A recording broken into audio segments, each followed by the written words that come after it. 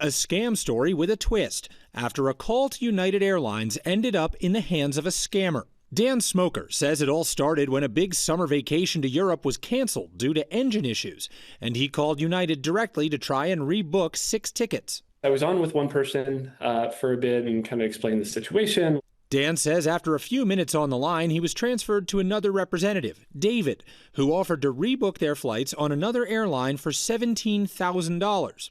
He says at the end of the more than 3-hour phone call, this new reservation didn't go through, and that big charge was still on his credit card. He sent a whole email afterwards that described the refund. They were able to rebook on another flight, but when the refund still didn't process weeks later, Dan reached out to United. At that point, I still didn't realize that it was a scam. Turns out United confirmed to ABC that their investigation found the initial United agent helping to rebook the flight Googled the other airline's number and ended up transferring him to a scammer by accident.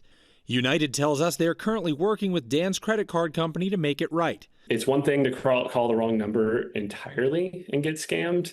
It's another thing to call a trusted source or what you think is a trusted source and get scammed.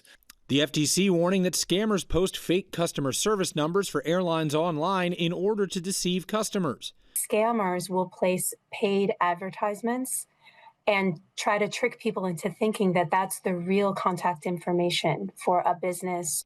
With scams so prolific these days, it's easy to see how Americans continue to lose a lot of money to imposter scams. In the first half of 2025, there have already been more than 500,000 reports to the FTC, with $1.6 billion in reported losses. We know that that's only the tip of the iceberg because not everyone reports when they encounter a fraud. They're becoming more and more sophisticated, and we all have to be extra cautious. United saying in a statement, quote, "We have been in direct contact with the customer to understand what happened in this case, and we are reviewing this matter thoroughly, and we are committed to finding a fair resolution for him." But what a debacle to go through. He has to get his money back. I imagine he'll get that and a little bit more. Yeah, and he should also, another thing to think about here is use a credit card when you're booking, because if it's a debit card, it comes out of your account. Right. Yeah, Good tips.